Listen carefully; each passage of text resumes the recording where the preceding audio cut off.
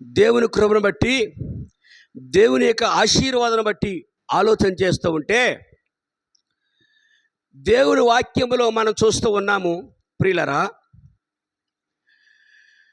40 యెషయా గ్రంథము 48వ అధ్యాయము 10వ వచనంలో, నేను నిన్ను పుటము వేసితిని, వెండిని వేసినట్లు కాదు, ఇబ్బంది కొలుములో నిన్ను పరీక్షించుతుని అంటూ ఆయన స్పష్టంగా మాట్లాడుతూ ఉన్నాడు.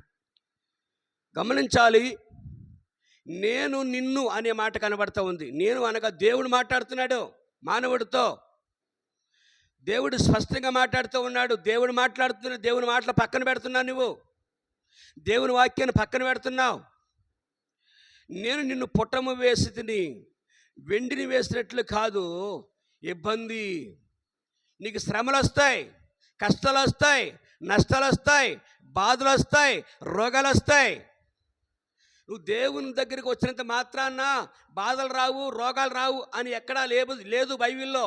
వస్తాయి, నిన్ను పరీక్షిస్తాయి. పరీక్షించిన తర్వాత నువ్వు సువర్ణ వలె మారుతావు. పరీక్షలు లేనిదే బ్యాంకులో పనిచేయడు ఎవడు కూడా.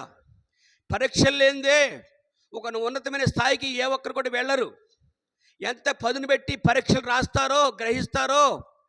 రాస్తారో ఎంత కష్టపడతారో టెస్టుల్లో, అంత మేలు ఆ రాసేటప్పుడు చూస్తారు, ఆ మేలు జాబ్ చేసేటప్పుడు కూడా చూస్తారు. అలాగనే దాన్ని ఉద్దేశించి మాట్లాడుతూ ఉన్నాడు.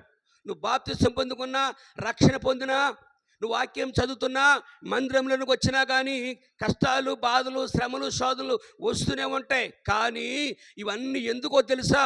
నువ్వు ఎక్కడ ప్రార్థన చేయవో, నువ్వెక్కడ దేవుని పక్కన పెట్టేస్తావో, ఎక్కడ దేవుణ్ణి విడిచిపెట్టేస్తావో అని చెప్పి దేవుడు ఒక ప్రత్యేకమైనటువంటి ప్రణాళికలో దేవుడు నిన్ను ఏం చేస్తూ ఉంటాడంటే, టెస్టులు పెడుతూ నిన్ను కాపాడుకుంటా, రక్షించుకుంటా వస్తూ ఉంటాడు. ఎందుకంటే ఓ పక్కన ప్రార్థన చేస్తావు, ఓ పక్క నుంచి దేవుని కనపడతావు, ఓ పక్క నుంచి బాధలు వచ్చినా కానీ ఇవి దేవునికి ఒక ప్రత్యేకమైన ప్రణాళిక, దేవుని ఆలోచన, దేవుని గ్రహింపు, దేవుని మంచి మనస్సు దేవుడు గ్రహించి ఏం చెప్తున్నాడంటే, నేను నిన్ను పరీక్షిస్తున్నాను అంటున్నాడు.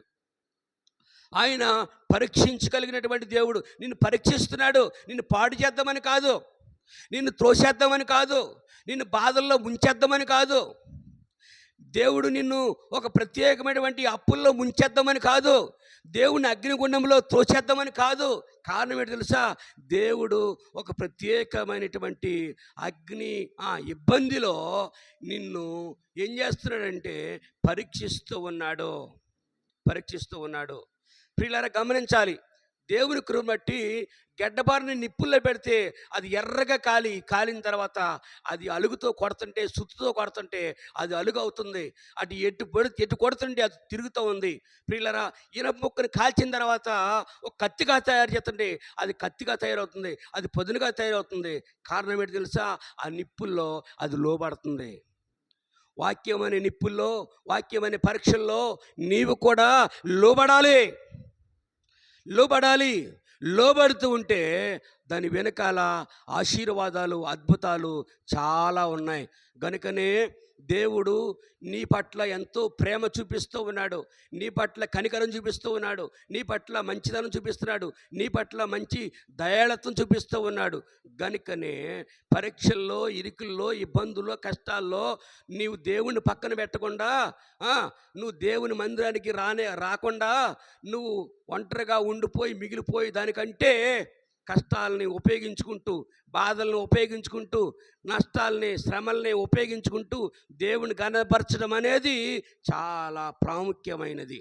కాబట్టి ఇట్టి మాటలు నీవు ఉపయోగించి తద్వారా ముందుకు వెళితే అనేక ఆశీర్వాదాలు, అనేకమైనటువంటి ఇబ్బందులు. ప్రియులరా, దేవుని శక్తిని బట్టి, దేవుని కృపను బట్టి, విశ్వాసాన్ని బట్టి నువ్వు ముందుకు వెళుతుంటే తగిన అద్భుతాలు దేవుడు నీ పట్ల చేసేవాడుగా ఉన్నాడు. మాట దీవించిన గాక.